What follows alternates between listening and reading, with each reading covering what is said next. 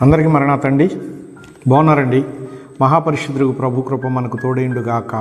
ఆమేన్. ప్రియ స్నేహితులారా, రోమాపత్రిక 4వ అధ్యాయము 25వ వచనాన్ని మనం చూసినట్లయితే, అపోస్తలుడైన పౌలు గారు రోమా సంఘంలో ఉన్న సంఘ బిడ్డలకు చెప్పుచున్నటువంటి మాట, ఆయన మన అపరాధముల నిమిత్తము అప్పగింపబడి మనము నీతిమంతులముగా తీర్చబడుటకై లేపబడెను అని ఆయన సెలవిస్తూ ఉన్నారు.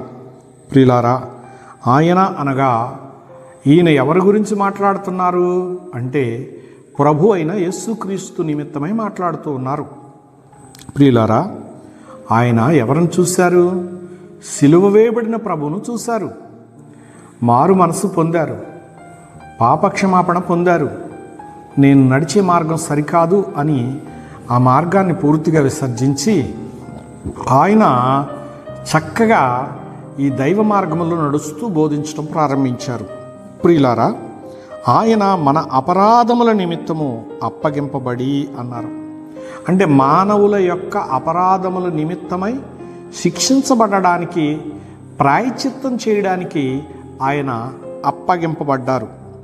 మనము నీతిమంతులముగా తీర్చబడుటకై లేపబడిన అన్నారు.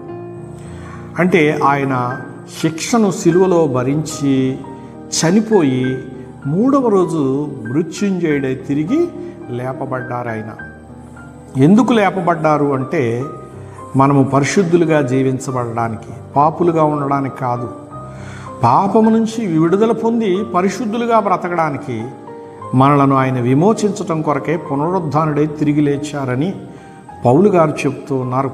ప్రియమైన స్నేహితులారా, ఆయన పునరుద్ధానుడు, మనకును పునరుద్ధాన శక్తిని ప్రసాదించేవారై ఉన్నారు. ఆయన యందు విశ్వాసం ఉంచు వారందరూ ఇట్టి పునరుద్ధాన శక్తి పొందాలన్నదే ఆయన ఉద్దేశము. ప్రియమైన స్నేహితులారా, ఈ మహాపరిశుద్ధుడైన ప్రభువునందు విశ్వాసం ఉంచినట్లయితే మనము పాపముల నుంచి విడుదల పొంది పరిశుద్ధులముగా జీవించగలము. ప్రియులారా, ఏ పాపము ఏ కుటుంబాన్ని, ఏ బిడ్డలను ఏలుబడి చేస్తుందో దయచేసి ఒకసారి ఆలోచించండి. ఆ పాపముల నుంచి మనమందరము విడుదల పొందాలి. పాపము నుంచి విడిపించగల సమర్థుడు, శక్తివంతుడు ఎవరంటే యేసుక్రీస్తు వారు తప్ప లోకంలో ఎవరూ లేరు. ప్రియులారా, ఎందుకంటే ఆయన పరిశుద్ధుడు. పరిశుద్ధుని యొక్క రక్తమును భూమి మీద చిందించాలి. అలా పరిశుద్ధుడై ప్రభువు మన నిమిత్తమై ఇష్టపడి రక్తమును చిందించి ప్రాణము దారపోసి మృత్యుంజయుడై తిరిగి లేచారు. ప్రియులారా, అలా రక్తము దారపోసిన వాడు చనిపోవాలి, మరలా తిరిగి లేవాలి. ప్రియులారా, అలాగూ చేసినటువంటి వారిలో ప్రభు తప్ప మరెవరూ లేరు. ప్రియులారా, ఇట్టి ప్రభు అంటే మరి ప్రభు లోకంలో ఎక్కడైనా ఉన్నారంటే ఎక్కడా లేరు. ప్రియ స్నేహితులారా, గనుక ఈ కార్యం చేసిన ప్రభునందు మనం విశ్వాసం ఉంచినట్లయితే మనము నిత్య జీవము కలిగినటువంటి వారుగా, నిత్య దండన కలిగించే నరకము నుండి తప్పించబడుటకు ప్రభు అయిన క్రీస్తు సాధనమై ఉన్నారు. గనుక ఇట్టి సాధనములుగా మన నిమిత్తమై తన మాటలను మనకు అందించి బలపరుస్తూ ఉన్న ప్రభునందు విశ్వాసం ఉంచి వర్ధిల్లే కృప మనము ప్రతి దినము పొందుకోవాల్సిన వారమైనాము. ఇట్టి పరిశుద్ధత ప్రభు నోటి మాటలను బట్టి మనము కలిగి ఉన్న విశ్వాసమును బట్టి ప్రభు మనకు దయచేయునుగాక. ఆమేన్. చిన్న ప్రార్థన చేసుకుందామండి.